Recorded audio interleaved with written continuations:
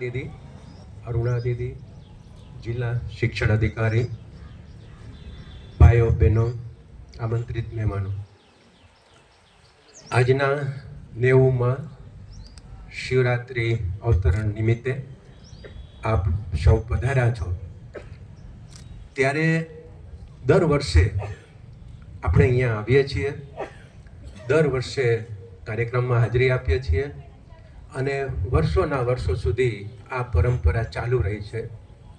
એક પ્રશ્ન આજે આપણે અહીંયાથી લઈને જઈએ કે હું ગયા વર્ષે અહીંયા આવ્યો હતો અને આજે અહીંયા છું, એ દરમિયાન એક વર્ષની અંદર મારી અંદર શું પરિવર્તન આવ્યું, અને આ પરિવર્તનને આપણે જો ઓળખી શકીએ તો આપણે શિવત્વ તરફ જઈ શકીએ.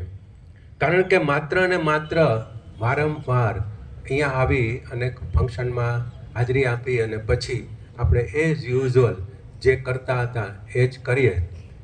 સુબહ હોતી હૈ, શામ હોતી હૈ और જિંદગી यूं ही तमाम होती है.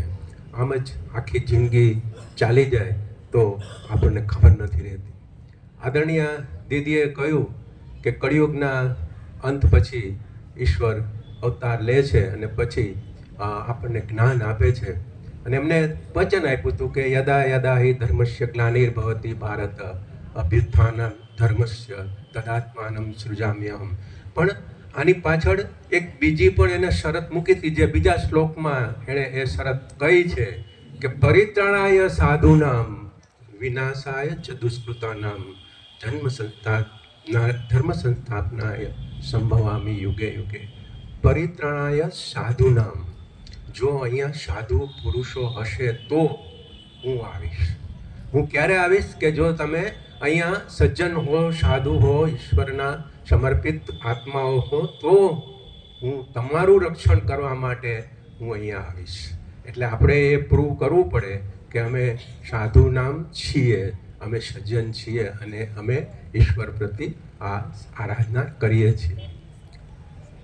ભગવાન શિવને, ભગવાન શ્રી કૃષ્ણને ગીતામાં અર્જુને પૂછ્યું કે પ્રભુ, તમને પ્રાપ્ત કરવાનો રસ્તો કયો? તમને કેવી રીતે અમે મળી શકીએ? ત્યારે ભગવાને જવાબ આપ્યો કે અર્જુન, તસ્માત યોગી ભવ, તું યોગી થા. અર્જુનનો પ્રશ્ન હતો, પરંતુ એ પ્રશ્ન આપણા સૌને લાગુ પડે અને મૂંઝવણ પણ થાય કે ભગવાને તો કહી દીધું કે તસ્માત યોગી ભવ. અર્જુનને ફરીથી પ્રશ્ન થયો કે મારે યોગી ભવ એટલે કરવાનું શું? મારે સંન્યાસી થવાનું, મારે ચપ્પલ પહેરવાના, મારે ભગવા વસ્ત્રો પહેરવાના, મારે તિલક કરવાનું, શું કરવાનું? તો કે નહીં. ભગવાને જવાબ આપ્યો, યોગ કર્મશુ કૌશલમ. તું તારા કર્મની અંદર કુશળતા પ્રાપ્ત કર, એનું નામ યોગ છે. બાહ્ય પરિવર્તનથી, વસ્ત્રના પરિવર્તનથી યોગ ન થાય. તારા કર્મની અંદર તું કુશળતા પ્રાપ્ત કર તો એ તારું યોગ છે. ફરીથી અર્જુનને પ્રશ્ન થયો, તો કર્મમાં કુશળતા તો ઘણા બધા લોકોની હોય. રાવણે એટલો જ કર્મની અંદર કુશળ હતો, દુર્યોધન પણ એટલો જ કર્મની અંદર કુશળ હતો, કારણ કે એના રાજ્યની અંદર લોકો ઘણા સુખી હતા. તો કર્મની અંદર કુશળતા હોય એનાથી કંઈ તમે યોગી થઈ જાઓ? ત્યારે ભગવાને ફરીથી કહ્યું કે તત્કર્મ સત્કર્મ સમભ્યર્થ સિદ્ધિમ વિંદતી માનવા. તું તારું કર્મ ઈશ્વરને સમર્પિત કરીને કર તો તને સિદ્ધિ મળે. આ દિવસે આપણે આ શબ્દો યાદ રાખીએ.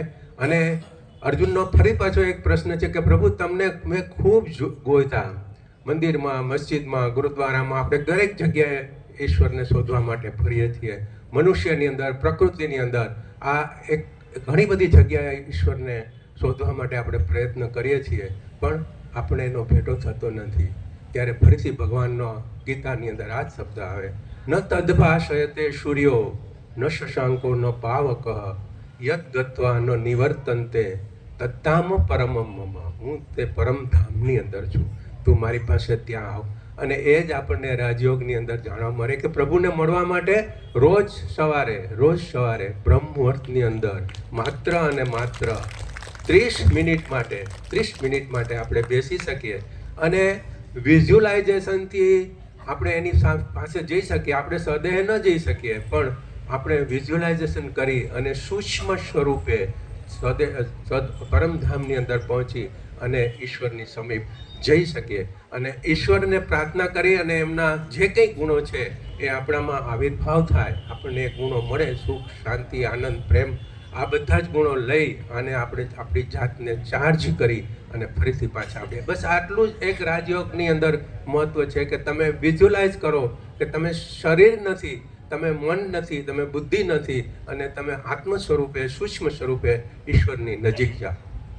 વિવેકાનંદે જેમ કહ્યું કે ઉત્તિષ્ઠ જાગૃત પ્રાપ્ય વરાની બોધત, ઉઠો, જાગો અને ધ્યેય પ્રાપ્તિ સુધી મંડારો. આ બે શબ્દો બહુ અગત્યના હતા, ઉઠો અને જાગો. તો આપણને તો એ એક જ લાગે કે ઉઠો જાગો બે શબ્દ શું કામ કહ્યા? ઉઠવું એ ફિઝિકલ ક્વોલિટી છે.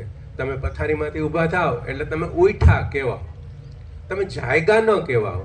જાગૃત થવું એ માનસિક પ્રક્રિયા છે અને સ્વ પ્રત્યેનું જાગરણ જ્યારે થાય અને આપણે આપણા સ્વને ઓળખીએ ત્યારે આપણે જાગ્યા કહેવાય. અને એ સ્વની ઓળખાણ કરવા માટે, એ સ્વનું જાગરણ કરવા માટે આજે એક શિવરાત્રિનો દિવસ છે કે જે આપણને ફિઝિકલી એમ કે આપણે જાગરણ કરવું જોઈએ, આપણે શિવ ઉપર જળધારા કરવી જોઈએ, આપણે શિવને પુષ્પો ચડાવવા જોઈએ, આંકડાના કે બિલીપત્ર કે હાથે ચડાવવા જોઈએ. આ બધી જ ફિઝિકલ ક્રિયાઓ છે. પણ જે દિવસે આપણને આ જાગરણ થશે આત્માનું, પરમાત્મા સાથેના આપણા સંબંધનું અને એને આપણે કેવી રીતે મેળવી શકીએ, એ જાગરણ જે દિવસે થશે તે દિવસે આપણે શિવરાત્રિની ઉજવણી કરી કહેવાય. અહીંયાથી આજે આપણે જઈએ ત્યારે જેમ દીદીએ આપણને સંકલ્પ આપ્યા એવા 3 સંકલ્પ લઈને ઉઠીએ અને 1 વર્ષ સુધી એ જ સંકલ્પ પ્રમાણે આપણું જીવન જીવીએ. આવતી શિવરાત્રિએ ફરીથી અહીં મળીએ ત્યારે આપણે આપણું જ ઓડિટ કરીએ અને આપણે જાણીએ કે આ સંકલ્પની અંદર હું કેટલો આગળ વધી ગયો. મારે પહેલો સંકલ્પ એ કરવો છે કે મારે એ જાણવું છે કે હું કોણ છું. મારે એ જાણવું છે કે હું કોણ છું. મારે સત્યને જાણવું છે. મારે સત્યને જાણવું છે અને મારે આધ્યાત્મિક ઊંચાઈએ પહોંચવું છે.